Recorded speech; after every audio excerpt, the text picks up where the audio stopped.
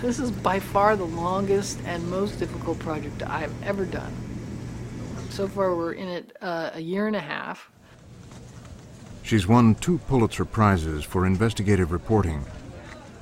Now Dana Priest has a new story. I'm having interviews with FBI, with the CIA, with NSA, with, just you name it. I've done hundreds of interviews, both in person and on the phone, and at all different levels. She's trying to uncover the vast and hidden apparatus of the war on terror. It is like a gigantic onion. The peeling back the layers just has continued and continued and continued. And it's growing. So how do you even get your arms around that and say, what is this world? To tell the story, Priest formed an alliance with military expert and reporter William Arkin. Arkin lives in Vermont and works in his barn. I like to catalog, list, and create databases and understand the totality of things. Doesn't that make sense? Yeah. Once competitors, now Arkin and Priest are working together. Mm-hmm. It was a cautious dance between 2 people who are very secretive. But eventually we realized we were looking at exactly the same thing. He is a compulsive collector of information. And he's got his secret computers. Using the tools of the web, they began to build a map, trying to identify what some in Washington call the dark side. But this has been totally revamped since 9/11, completely. And so there's the helicopter pad for the helicopter that would come in from the White House. And here's the entrance to the bunker. Everything lives somewhere.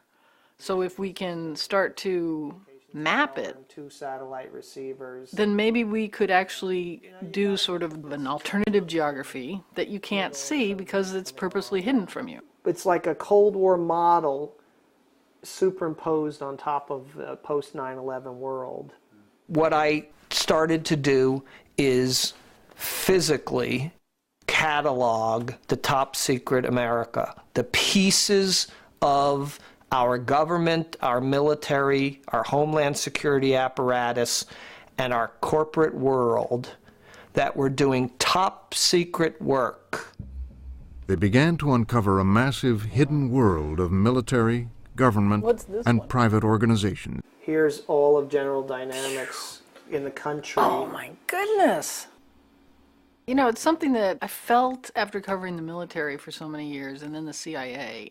There was something out there that was not there before 9/11, and it was growing.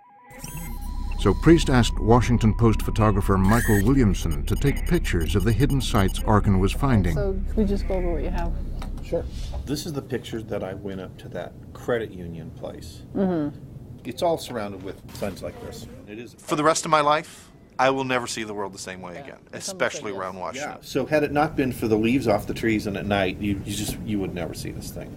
And yet it's gigantic. Yeah. These buildings that all the they might only be 4 stories high, but they go down 10 stories. And there's a whole world down there, like shops and places to eat and that you don't know about. That's just for them. They are top secret intelligence buildings. And one day, as Williamson approached one of them, he was taken by surprise.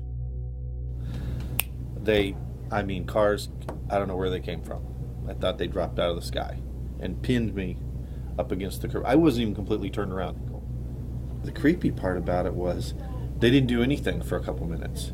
And I literally saw commandos, coming out of the trees. They had masks and big jackets and heavy weaponry and just humorless, quiet guys the size of, bears. And where were you at that time? I was stuck behind the wheel, ordered to keep my hands on the wheel.